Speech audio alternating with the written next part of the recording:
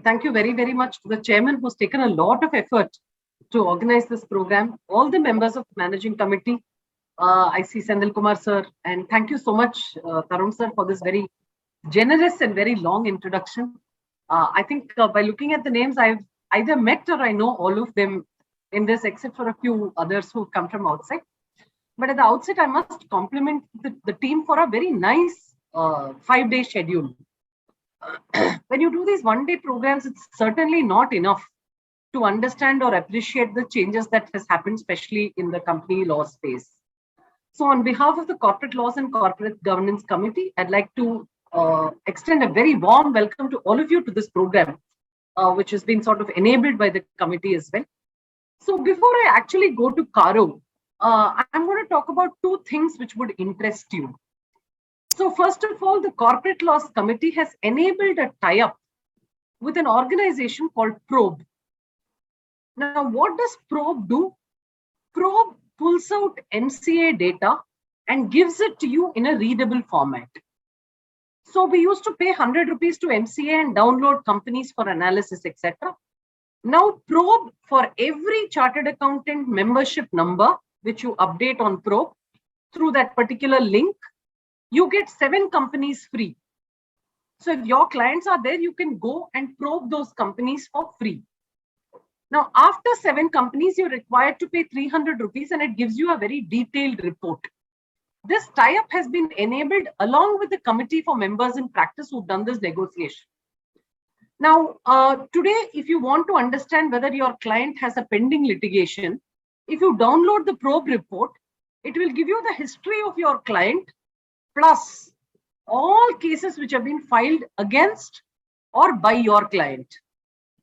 So this is part of the endeavor of the Corporate Laws Committee to provide additional evidence or additional opportunity.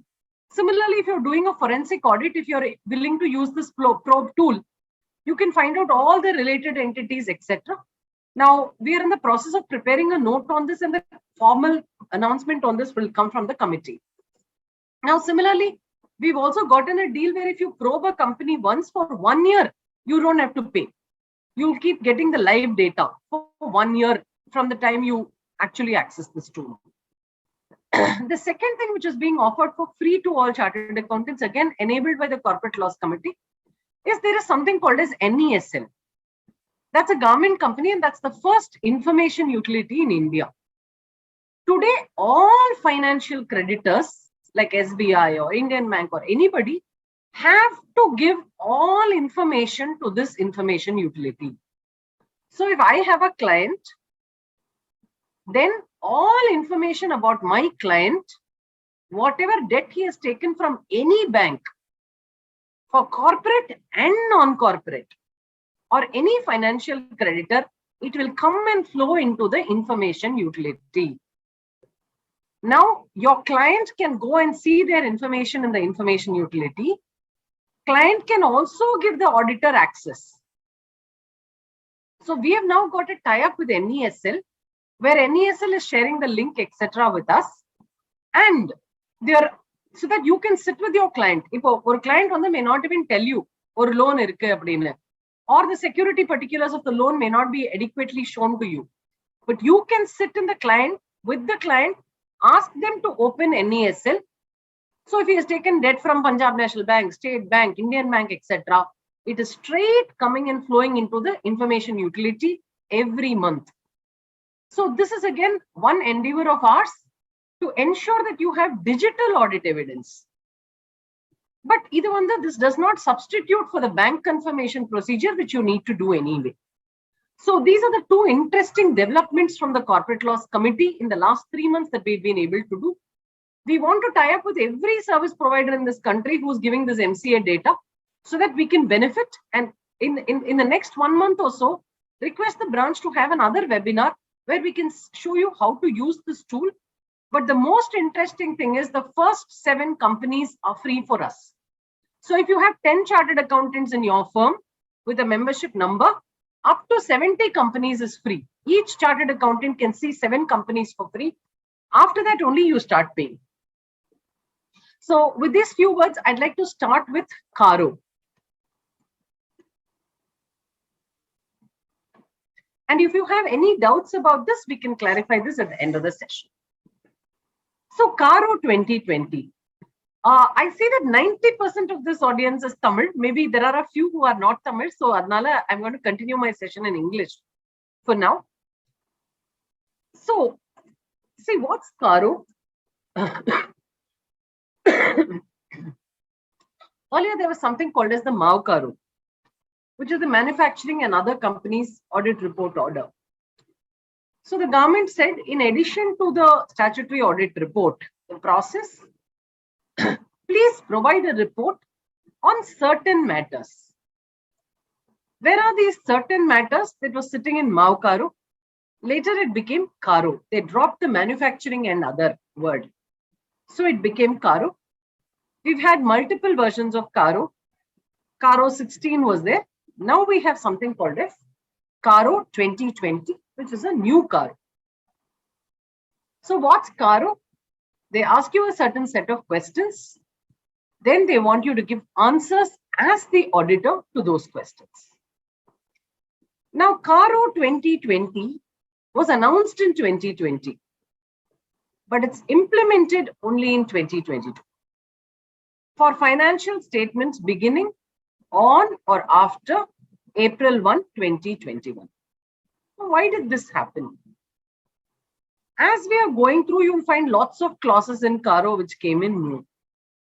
But if you go to those clauses, you will see that adukku Schedule 3 there was no requirement to disclose. So people went back to the government and said, you're asking the auditor to comment on something that is not even there in Schedule 3. So the government said, yes, that's a valid point. So we will first go and amend Schedule 3, and then you have this amendment to the CARO. So I'm sure in this 5-day program structure, you would have also covered amendments to Schedule 3. So this CARO 2020 is aligned to the changes which the management anyway has to report in Schedule 3.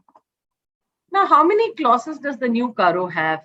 It has 21 clauses.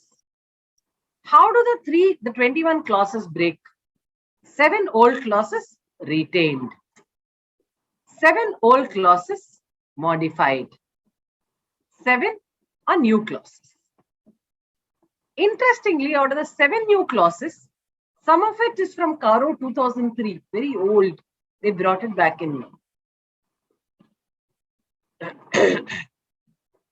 Now, this is perhaps the most interesting thing. If you take your 143.1, see your 143 is your defining section in the Companies Act, the auditor's report. 143.1 asks you to make some inquiries. Personal expense debited to revenue, transactions are not prejudicial, shares are allotted for cash, whether cash has been received, etc. Now, just 1 minute.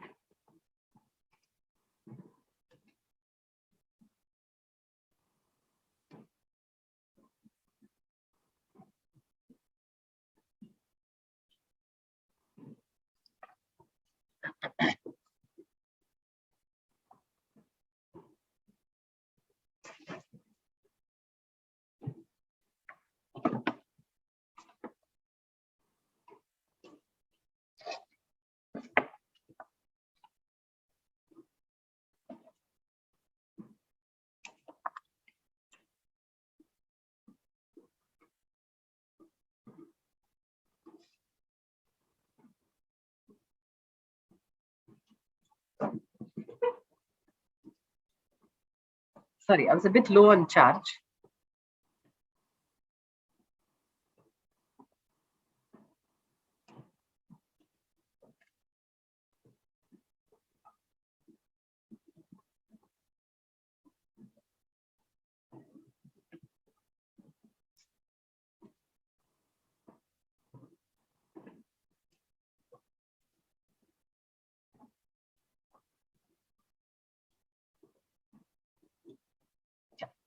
So if you take those 143 questions, the auditor's report format as per SA 700, then your CARO, plus your Schedule 3, plus your ICOFR, internal control over financial reporting, there is not a single important question on which you're not giving a binary yes or no answer today. And as we progress, I will tell you. So for example, if you take fixed assets, every kind of question that they have to ask on fixed assets is somewhere asked in these 5 segments. Whether it's your Schedule 3 disclosure, whether it's your ICOFR, whether it's your CARO, anything. So they have actually made this very, very binary, yes or no. That's the big change I see coming. But before we go to CARO, let's go to true and fair. What is audit? Audit is an expression of opinion on the financial statements, whether it is true and fair. So what does true and fair mean? True and fair means only 2 things. One is that the financial statements of the client have been prepared in accordance with an applicable framework. Namelijk applicable framework is AS or Ind AS. The second important aspect of true and fair is my financial statements are free from material misrepresentation. Nothing is materially misstated, whether due to fraud or error.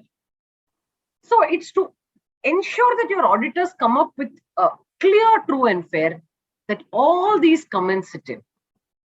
See, today, if you look at this entire auditor's report, CARO plus ICOFR, they talk about related entities, connected entities, basic record keeping controls, internal audits, frauds, whistleblowers, loans availed, loans disposed, solvency, liquidity, unregulated financial transactions, anything that somebody can think of. Today, they seem to have asked it as a question.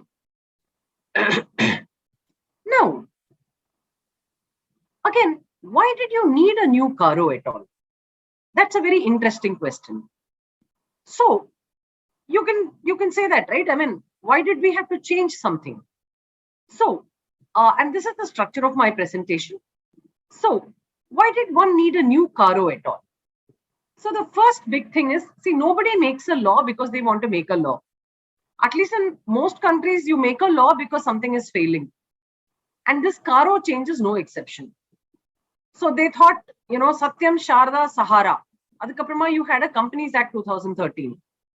But today you had ILFS blow up, you had the Divan housing blow up. So the government is also trying to constantly cope. It's called gaming. Any law you make, somebody will game it. So then government brings in more controls.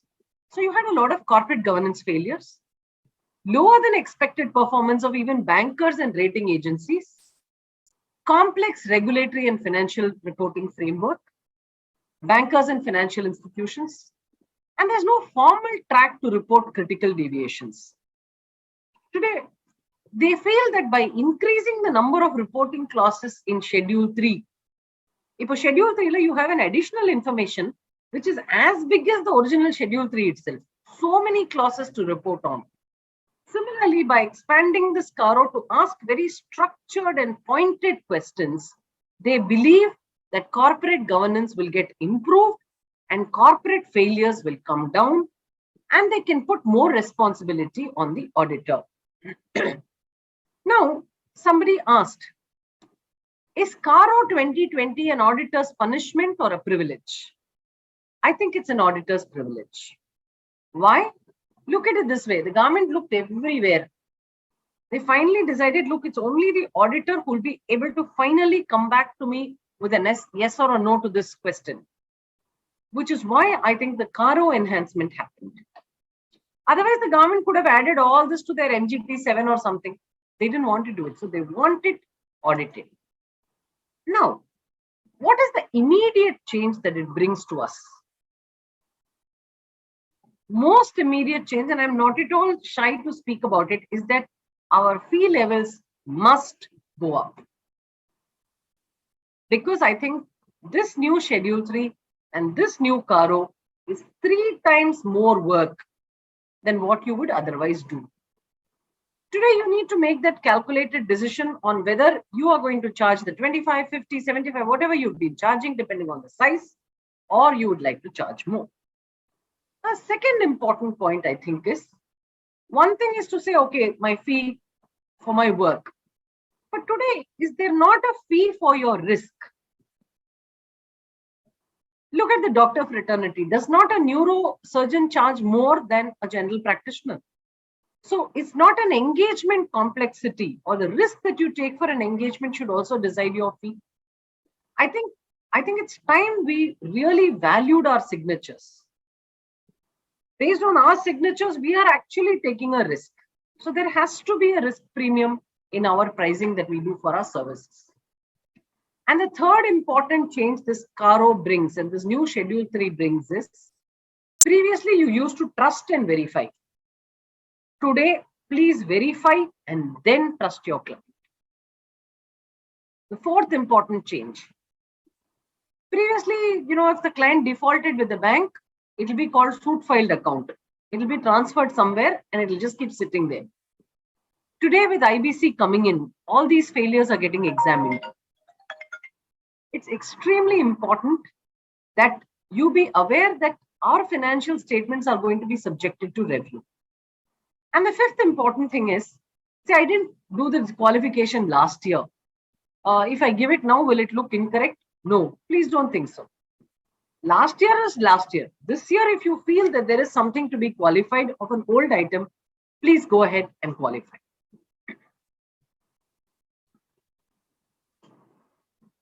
So, CARO is also the result of financial failures and business failures, promoter malfeasance, regulatory failures, shell companies and gaming of the system.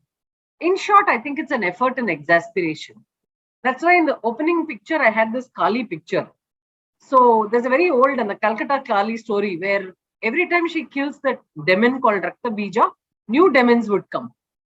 And so Parvati summons Kali, and then, they drink up the blood.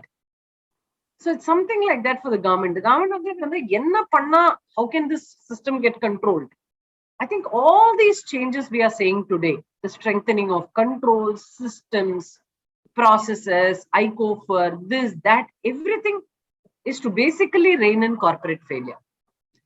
See, we talk of corporate failure, we also talk of something else.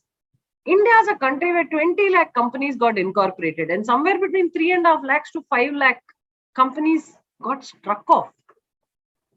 Can you see that how high the mortality rate has been? So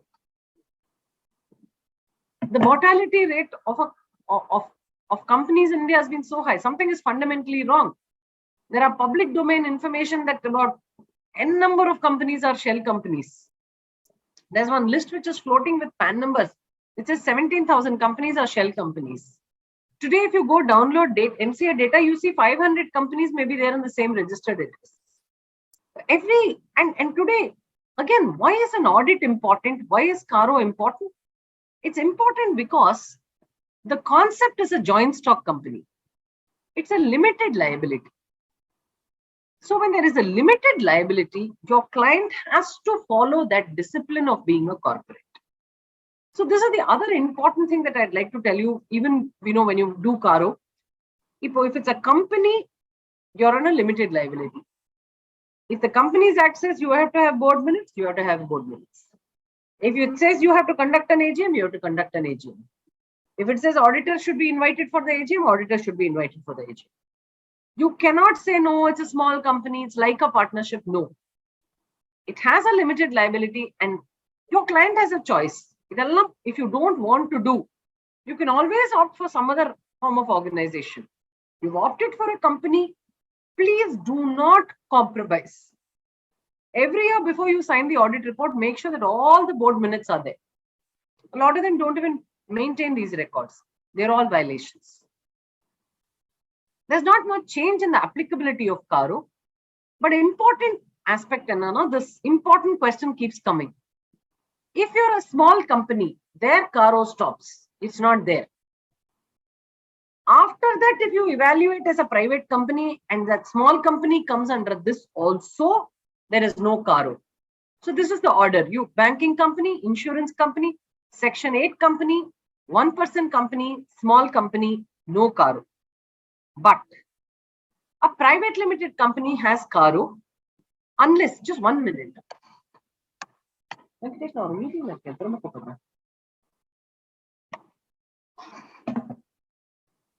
Yeah. Certain private companies don't have CARO.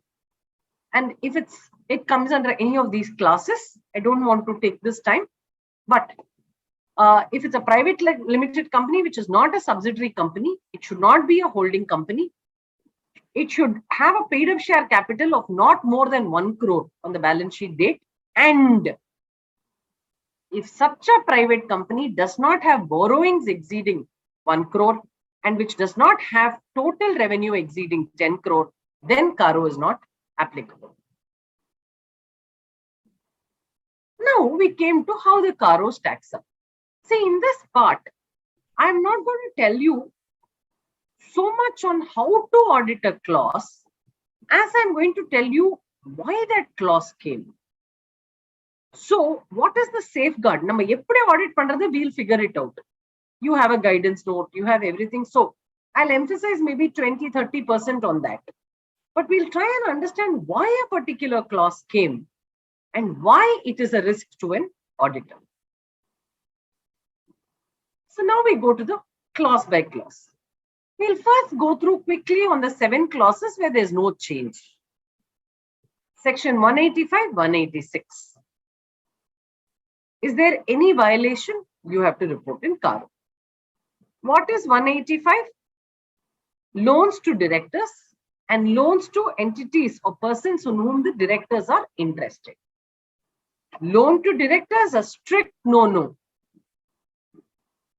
Loan to a company in which a director is interested is allowed, if it's principal business use and it's backed by a resolution.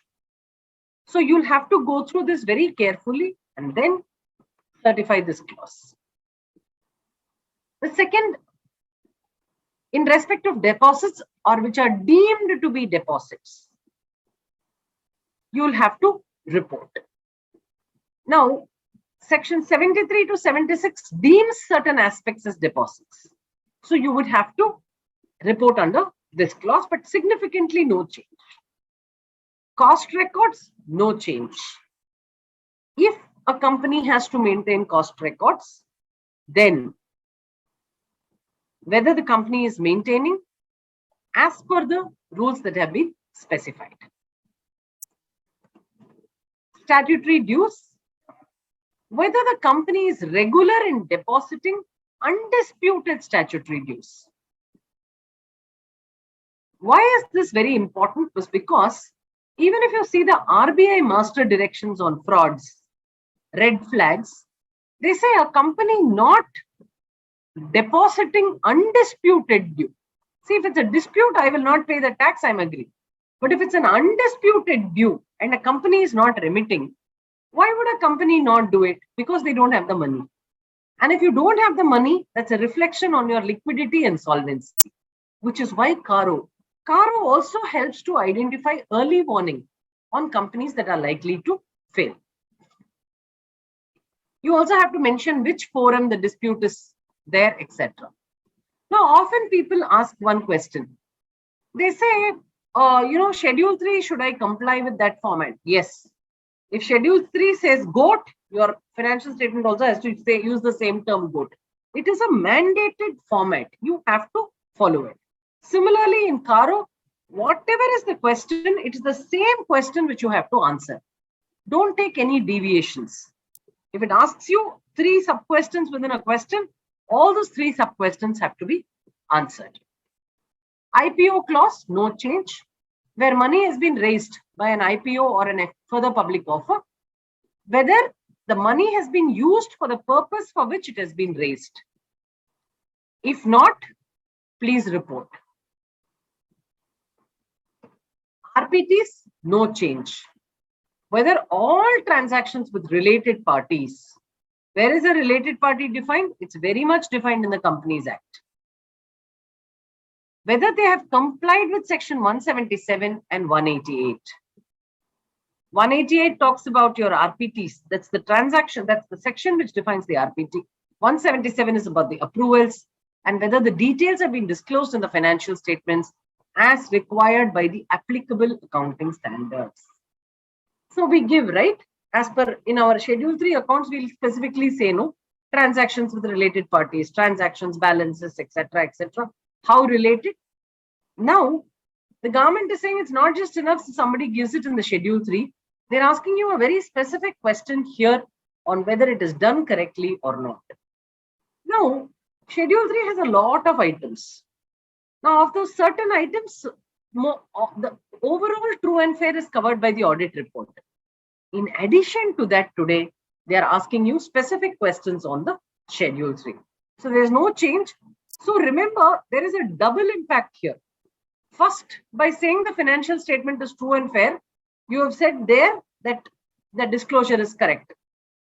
Once again, by writing it here in your CARO, you're doing a double affirmation of related party transactions in the financial statements.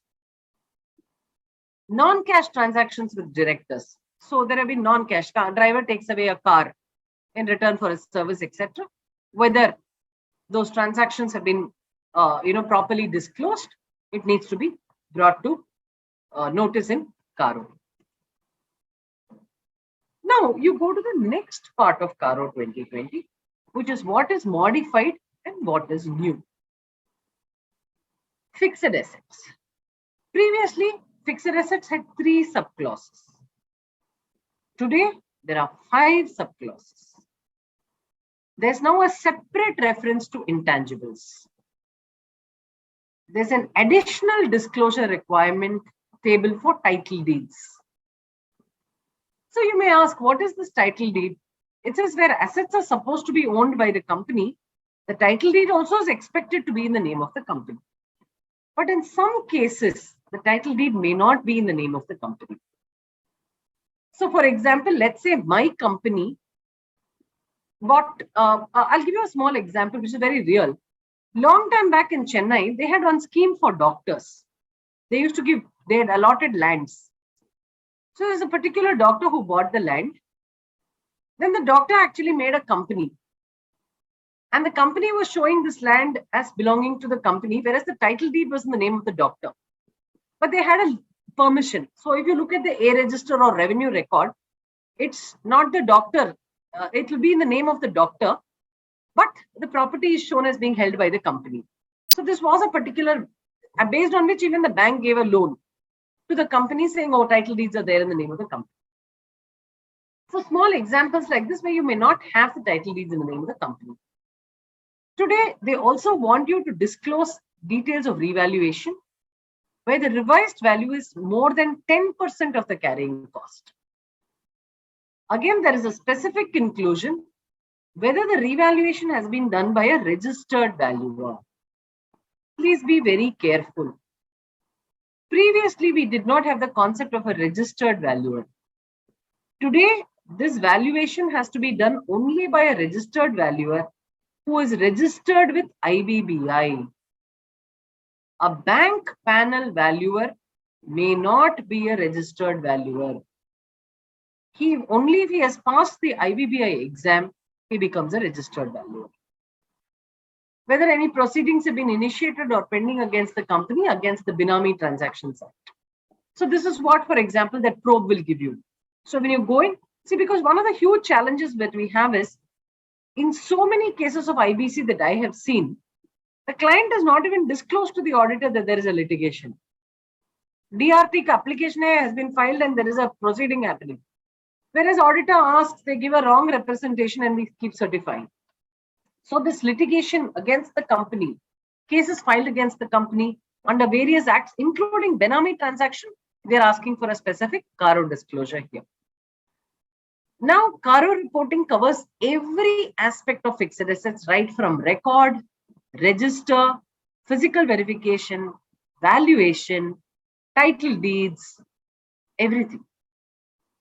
So these are the most important changes in CARO on the matter of fixed assets. I'm specifically not taking you through the clause line by line because we have only one hour for the session. And I thought it's more important to understand what all has come in now.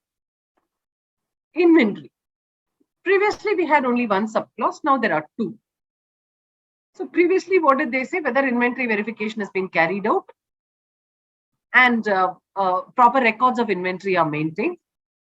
Now, they specifically are saying Previously, you only had to report material discrepancy in the verification. So let's assume we had raw material 100, packing material 100, stores and spares 10. Now, what is material? We will take 210 is my book stock. If my physical is about 150 or 170 or 180, it is still material. We would have disclosed. There is a variance. Today, they are saying you have to go class-wise. Raw material 100, physical 99, not material. Stores and spares, book stock 10, actual 8, difference 2, material. They want you to look at materiality within that clause, discrepancy. Whereas if you take 2, which is the difference in stores and spares, and divide it by 210, it's only 1%, right? It's not material. Today, they want you to give the materiality at a class level. A second very interesting thing.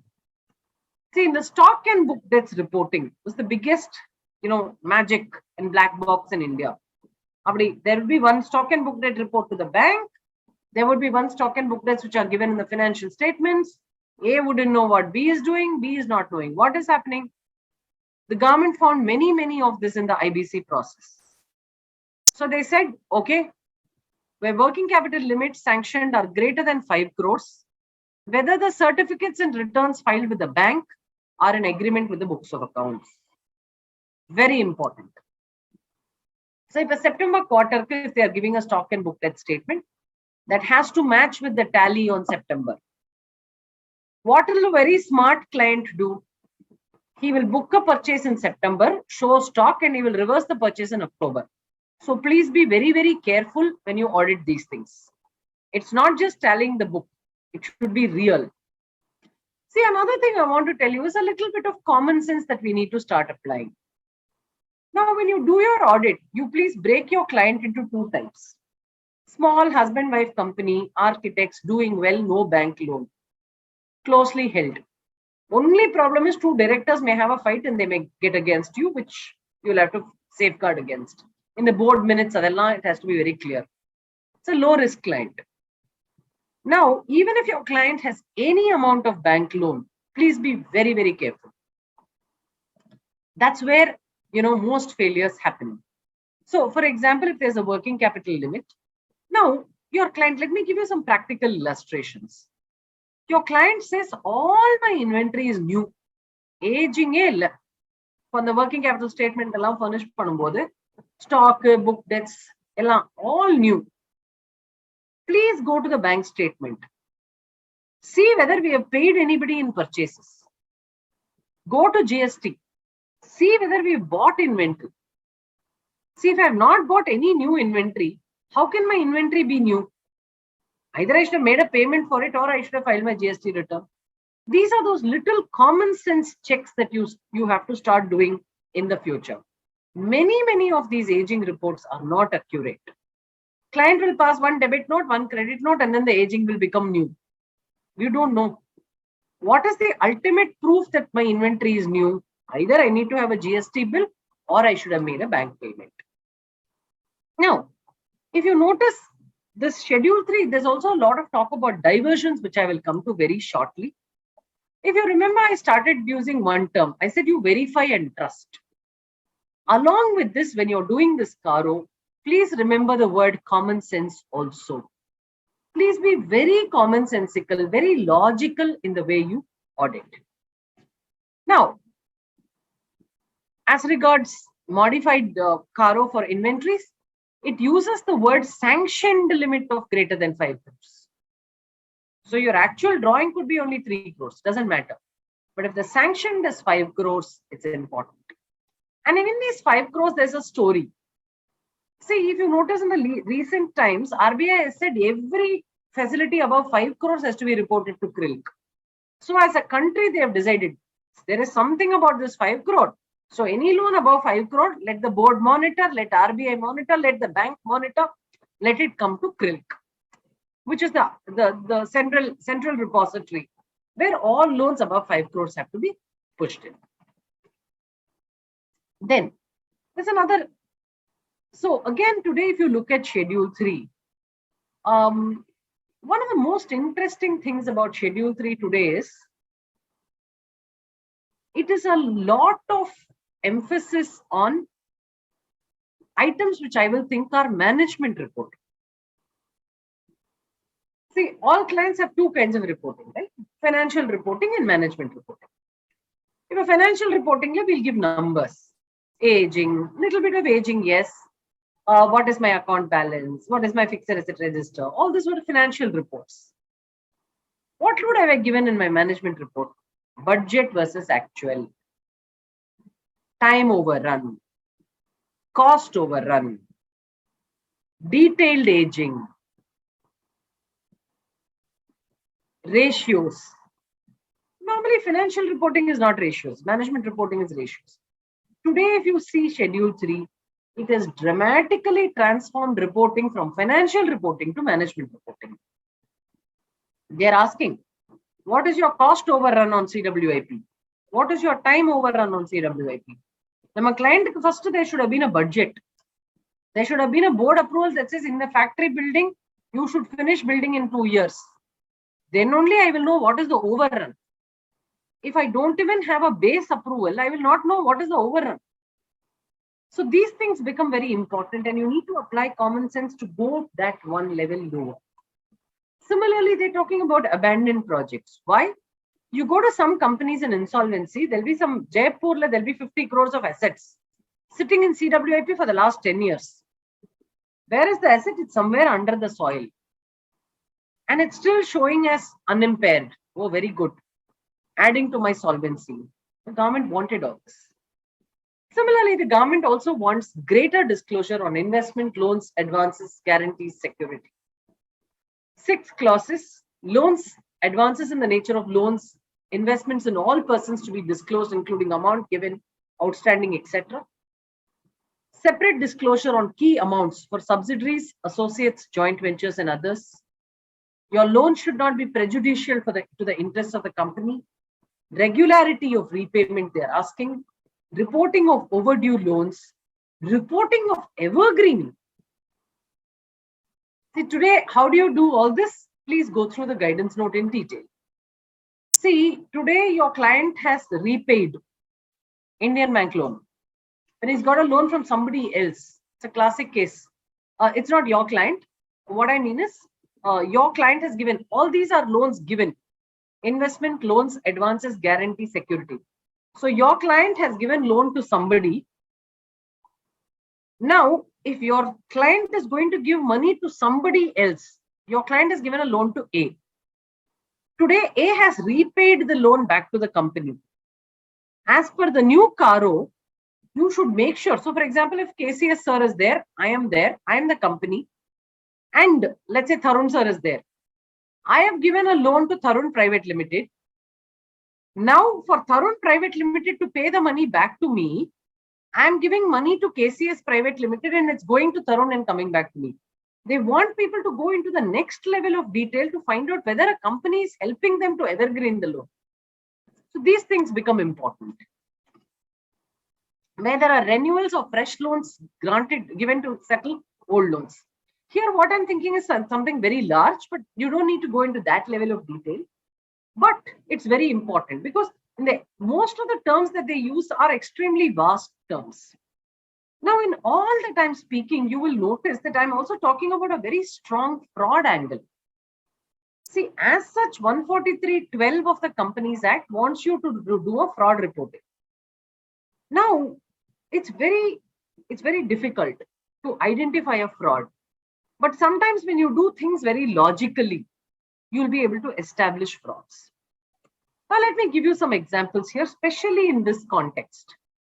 So let's say, as far as by doing the CARO audit of this component, how can I identify a fraud? Imagine you're the owner of the company. You took 100 crores or 20 crores from SBI. You gave 15 crores to some other company. When did you give it? You gave it in 2014. So I have a loan from SBI. I have a loan from some other company. I have given somebody a loan in 2014. 8 years have gone. That loan has not come back. Interest is not there. No agreement is there. Why would a company even give a loan? It's a prejudicial transaction. Then what could have happened? That company would have given to one more company. That one more company would have gone and given to promoter's wife. There would have been an asset that's built there. Tomorrow, if I don't pay SBI, nothing. What happens?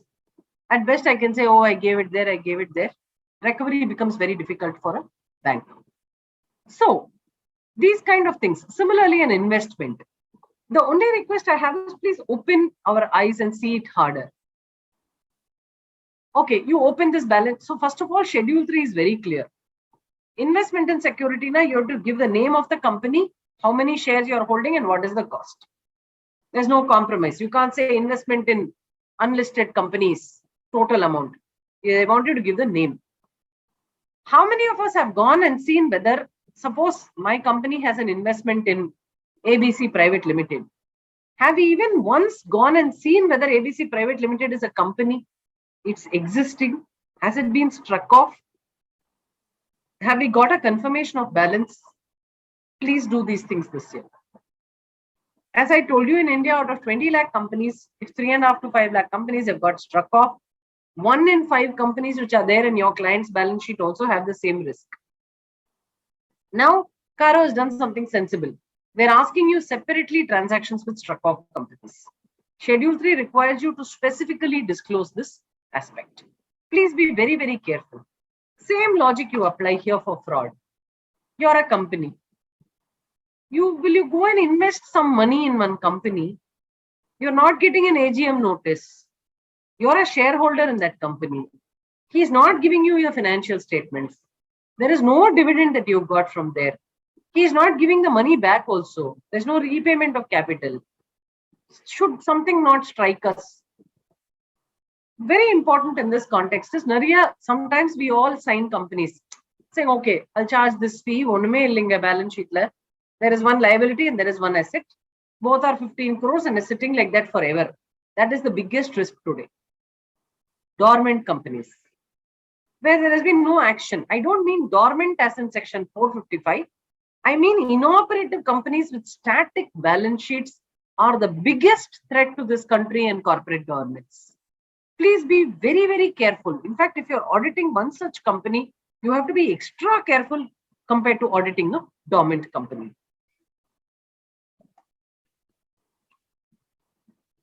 Investments, loans, advances, guarantee, and security.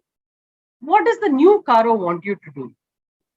It wants you to do a complete and detailed audit of all loans and advances in the nature of loans. Clear understanding. Why did somebody pay this money? Is it going to come back?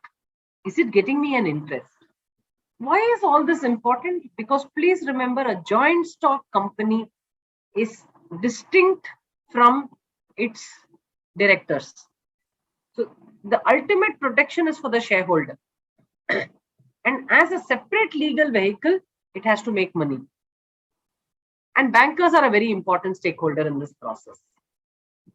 It will help to unravel complex related party transactions, layering, round tripping of funds, etc. I have one very interesting insight. See, till 2012, share premiums of closely held companies was not subjected to tax. So if there was a large, so where did all this cash come from? Somewhere the cash has come, 2008, the Gs and the 2Gs and the 3Gs, whatever. Now, when somebody wanted to launder money, one very simple method is, you give it to somebody, you got 1 crore. Now, why did these companies mushroom? This is my theory. So you got 1 crore of cash. I go give 10 lakhs to 10 people. These 10 lakhs, which I'm giving to everybody, somebody gets a 50,000 rupee commission. These 10 people become shareholders in a company.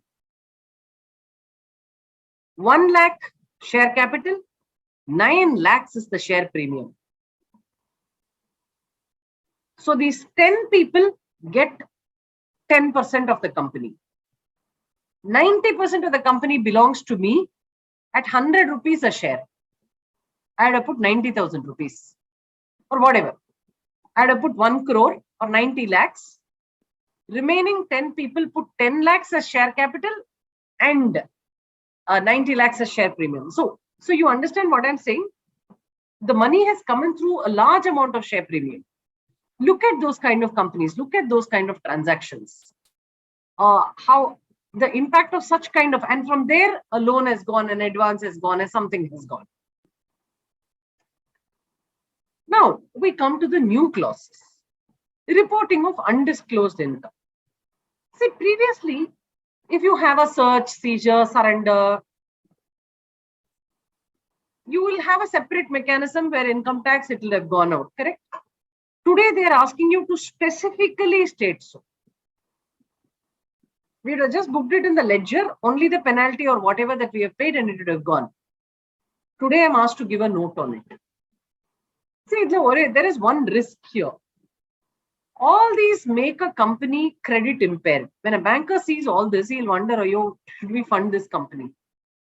Now, a lot of times, when you get a notice from the income tax department, okay, 1 or 2 lakhs, if he's charging, you may just pay it off because I don't want to litigate. But even such kind of cases, when they ask you to disclose, it will become an issue. So income surrendered or disclosed to reconcile to the financial incomes, higher visibility on governance, parallel books, concealed transactions, transactions escaping assessment, violations, etc., etc.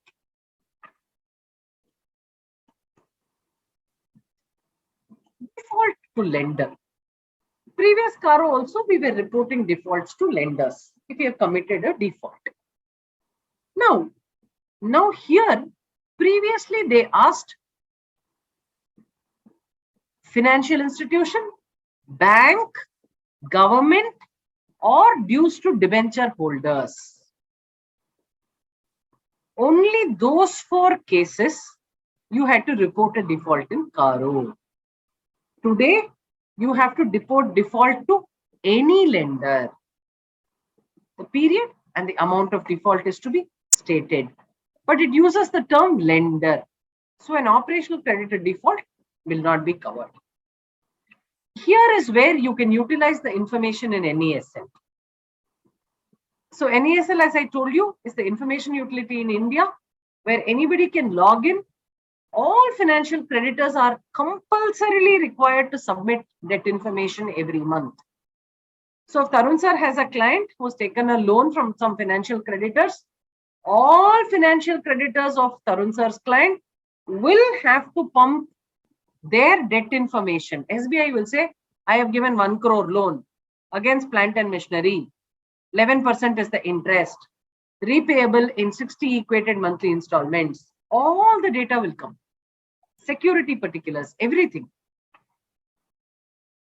This is something in another 15 days, we'll figure out how to get this out to everybody. Willful defaulter, new clause, where the company is declared as a willful defaulter by a bank or a financial institution. So here, the willful default is a very specific term. It's categorized as such by RBI with due process. So they have to appear as a willful default. It's categorized by the banks. Application of term loan. It's a new clause. See, previously we had this. Are short-term borrowings used for long-term purposes? Why? That's a very critical thing, no? See, short-term is basically for buying your purchases of raw materials, salaries, etc.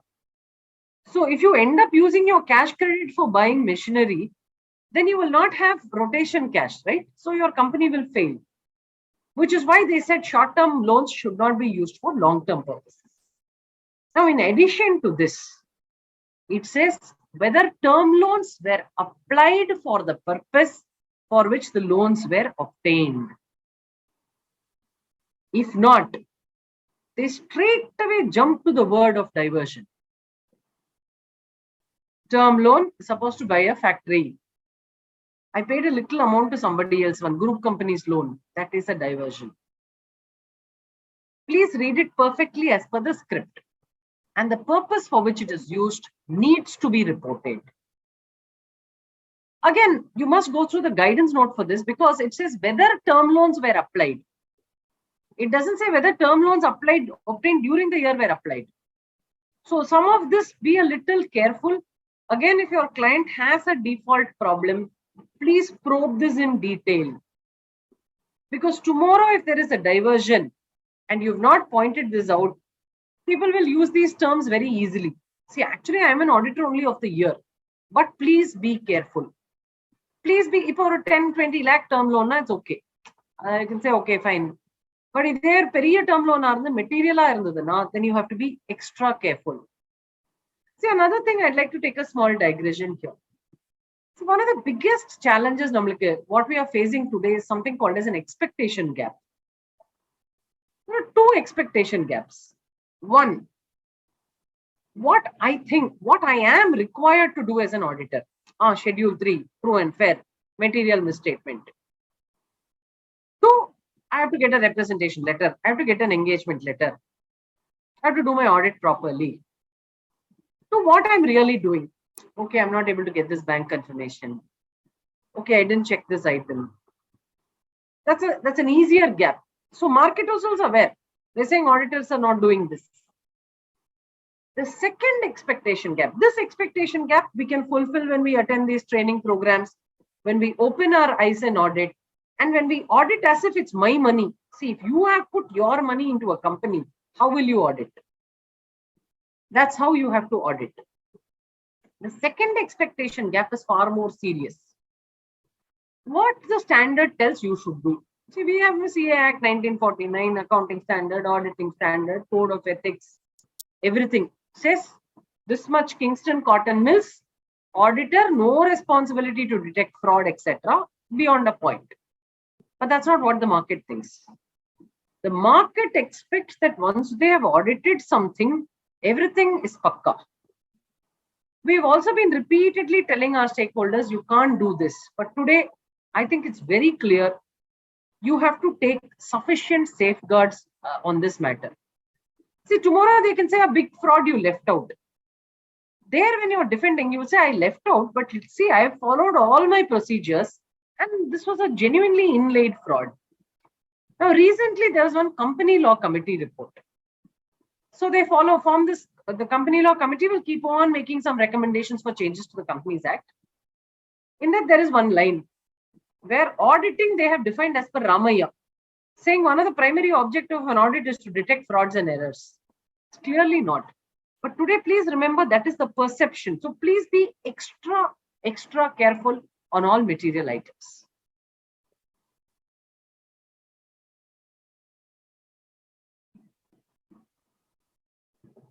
Loans related entities, where the company has taken any funds from any person. For what purpose? Not for their own purpose, but to meet the obligation of a subsidiary, an associate, or a joint venture. I'm company A. I have taken money from SBI, but I have actually given the money to a company in which I am holding 20% shares. It's an associate. If so, the details with the nature of such transactions. Similarly, reverse. Whether A Limited, which is my client, has raised loans on the pledge of securities held in its subsidiary, joint venture, or associate company. I have pledged my share of a subsidiary and I have taken loan from SBI. And also report if the company has defaulted in respect of such loans raised. Again, what is the objective here? Diversion of funds. In fact, bankers themselves, I feel in a lot of cases, have not really understood this. They'll say, madam, all sister companies. What is sister company? Nothing. Every company is a standalone entity. Unless the loan itself is given to a group of entities defined as such in the borrower agreement, the sister brother concept and all doesn't hold good. Preferential allotment. Section 62 compliance. Most of us don't come with this. So fraud reporting. Very, very interesting again. Whether any fraud by the company or fraud on the company, both. Whereas section 447 talks about frauds on the company by officers or managers of the company. Here it is a very, very wide ambit. Now, if you see how these get interconnected, let's say your client has done a diversion of fund. You go to the RBI master direction on fraud, it is clearly called as a fraud. This is a fraud by the company. If it has been noticed or reported only, he is asking. Now, it doesn't say noticed or reported by the management. So even if you notice, it becomes important. So that's why I'm saying you have to read CARO, you have to read clauses under CARO, you have to read Schedule 3, and you will have to form an opinion on each transaction, whether it's genuine or fraudulent. If it's fraudulent, then you will have to go to 143.12, where they talk about fraud above 1 crore, below 1 crore, etc. Please be very careful. See, another thing is, நம்ம பார்க்குற எல்லா கிளைண்ட்லயுமே இது இருக்கும்னு இல்லை. ஆனா post-COVID, given that most people have had financial troubles, we don't want to get into this problem. If he's got a problem, you make a disclosure and you go ahead with your life. I don't think we should really stand up to clients in this atmosphere and environment because it's a bit risky. Now, whether any report under 143.12 has been filed. So they're asking you a very pointed question. Was there a fraud? Has it been reported? Is it in compliance with 143.12? See, today the government is also getting very smart. See, previously, in my main audit report, if there is no fraud, I'm not saying there was no fraud, no. Only if there is a fraud, then 143.12 reporting comes. But today they have made us confirm this by putting the clause here. So for this, what can you do? You can get a management representation, but you'll have to be careful. Whistleblower, it's a new clause. Whether the auditor has considered whistleblower complaints, if any. So what becomes important? First of all, your client. So again, if you notice, this vigil mechanism is mandated only for certain classes of companies. But CARO is talking about whistleblower for everybody. So you'll have to ensure whether your client has a process, how are they going to handle this, etc. So the government wants more transparency. It's saying all organizations should have a whistleblower. Nidhi company defaults are now required to be reported. Now, this is something very important. Internal audit system. Before I go into this, let me just tell you one thing. See, as an auditor, please be very careful on what functions you can do and what you cannot do. Section 144 of the Companies Act clearly says you can't do a couple of things. You can't do accounting system. You can't do internal control. In fact, you're not supposed to prepare financial statements. The client is supposed to prepare and give it, and you're supposed to audit and sign. Please be very careful here. Now, again, when you come to internal audit, today, statutory audit will not help you to discover fraud and all that because you're doing in a flow. Transactions are authorized, adequate, supporting, proper period, existence, occurrence, tick, tick, tick, done. Controls testing happens significantly only in internal audit. Companies Act 144 says internal audit is only for certain categories of companies. Large listed companies, public companies, where you have paid up share capital more than this, turnover, whatever their criteria. But you look at CARO.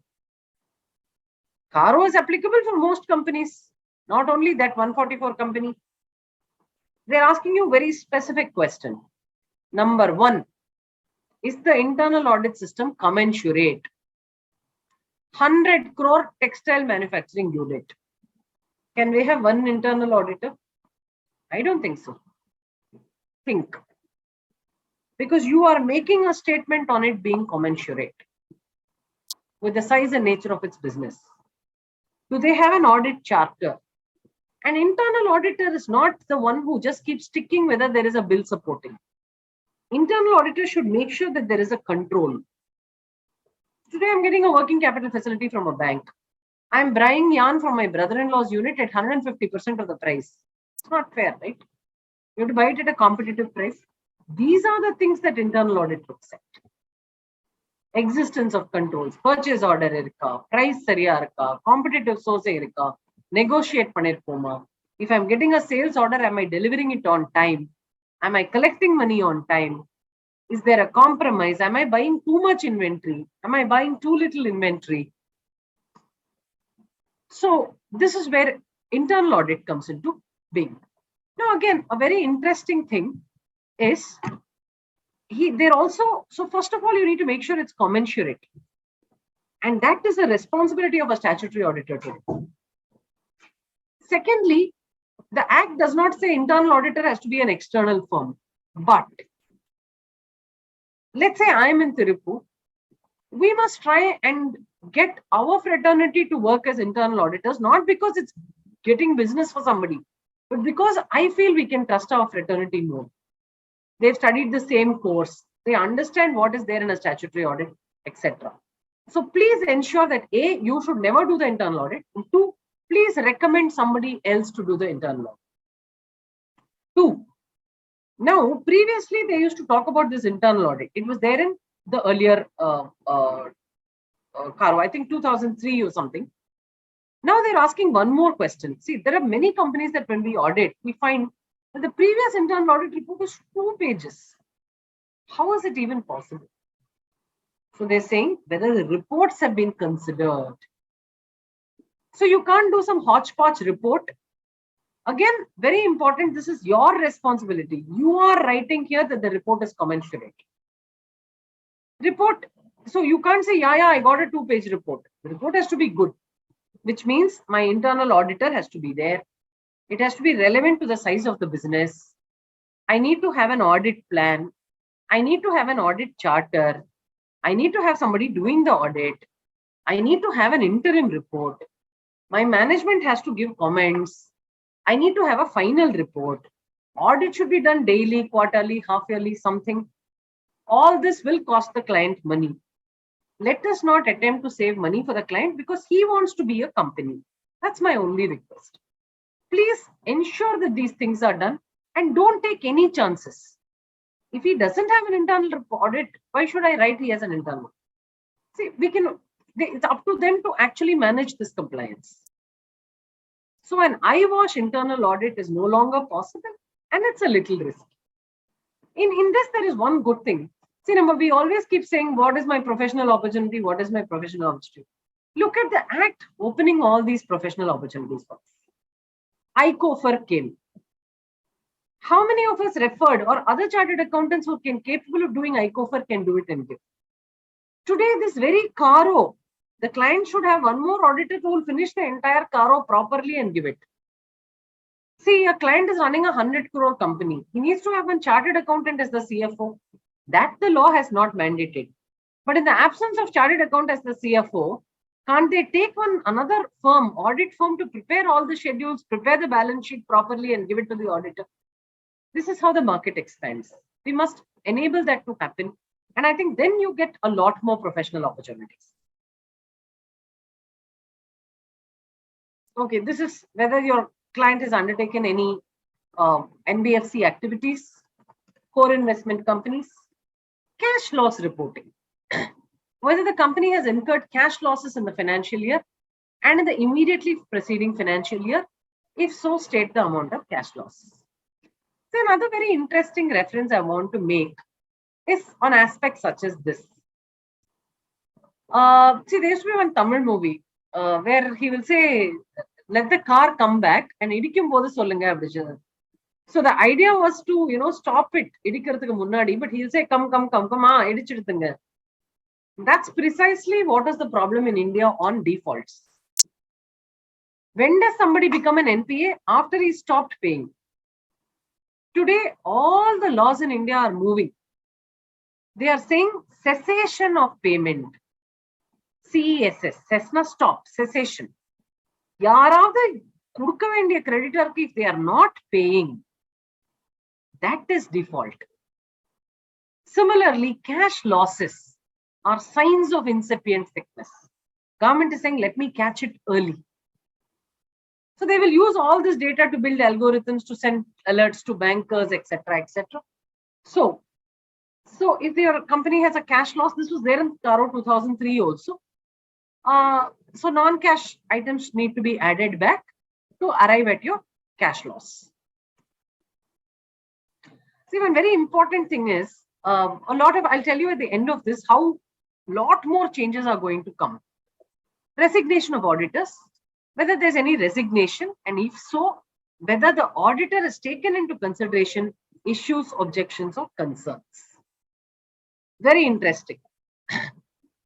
Today, somebody might feel, oh, so much work as an auditor. Look at this logically. This act also gives you protection. We have 5-year appointment. Please don't agree to any appointment which is not 5 years, because as per the law, you are appointed for a 5-year period. Now, law also makes it very simple.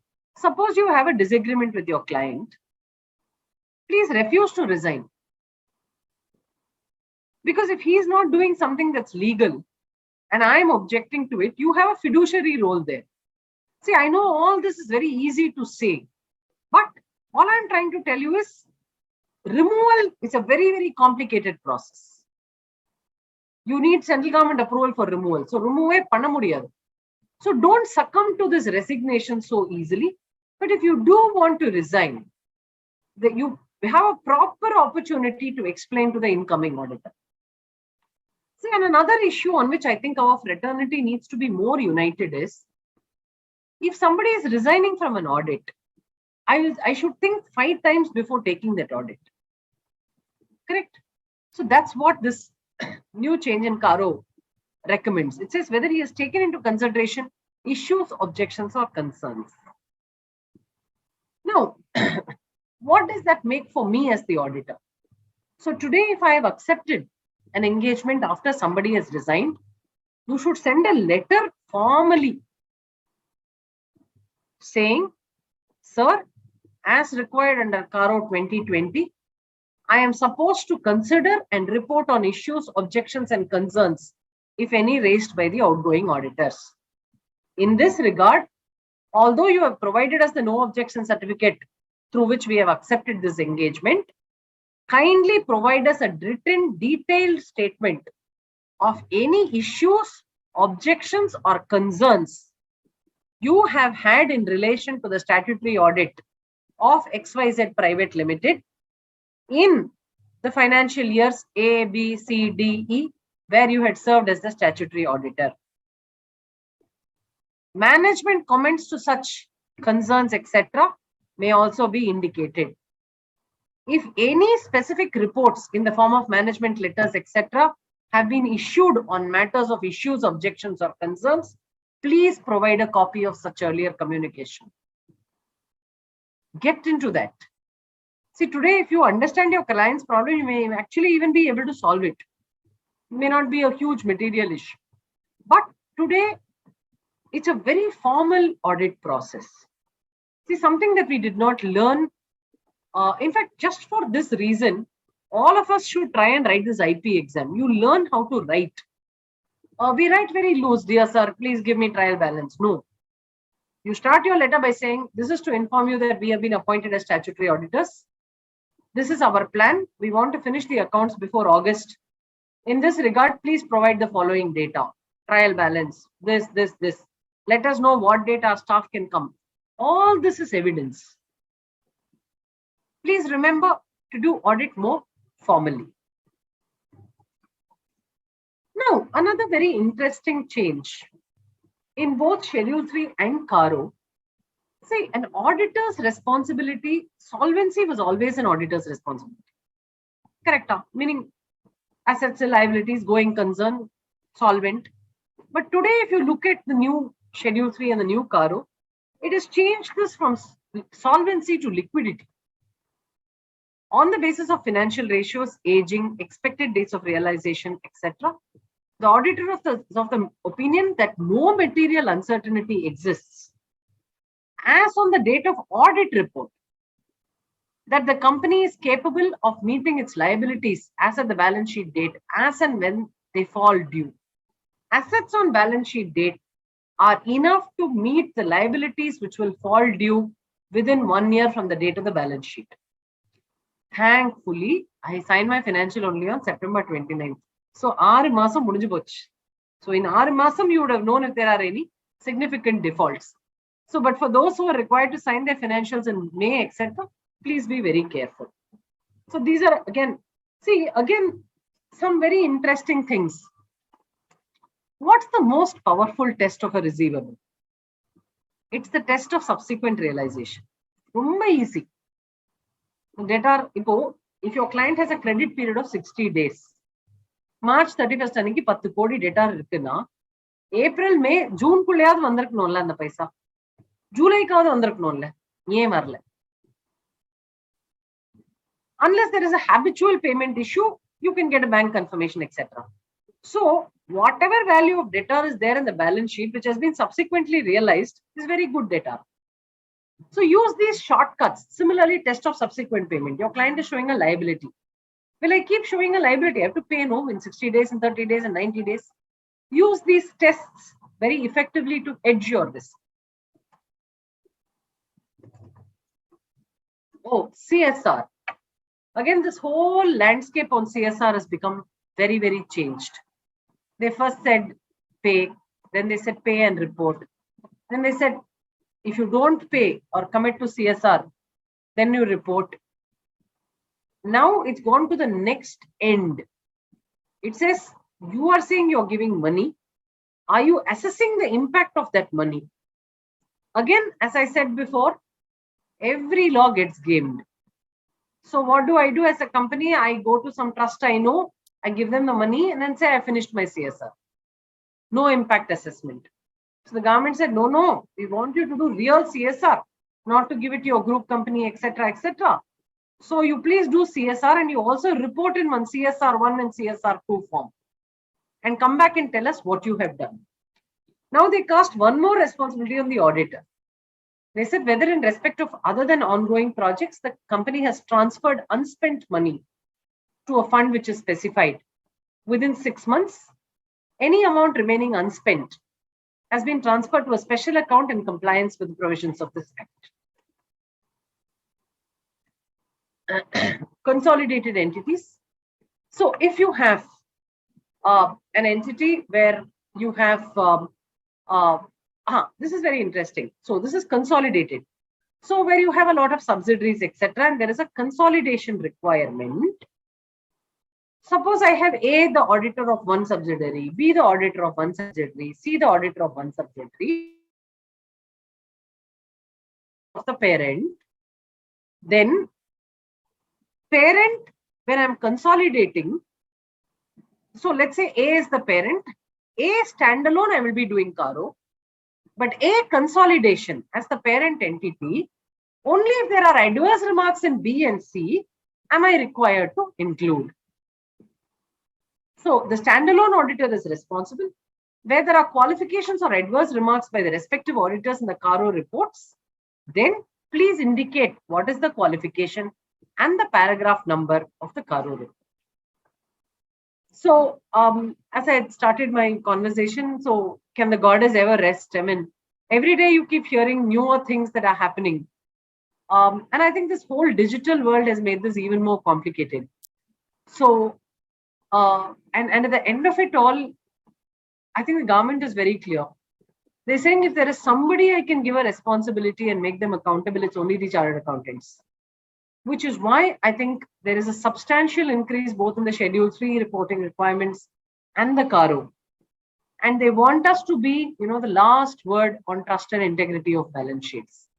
We just need to remember this and same set of words, sir. First, trust, first verify and then trust. 2, common sense. If it was my money, and somebody is running this company, and I'm an honest, law-abiding shareholder, what is in it for me? That's the way you do an audit. So with this, I'd like to stop my session because it's already time. Request Chinnasamy sir to take over, and if you have any questions, I'd be very happy to take it. You can put it on the chat, or you can. Chinnasamy sir is a much larger expert. He can also answer the question.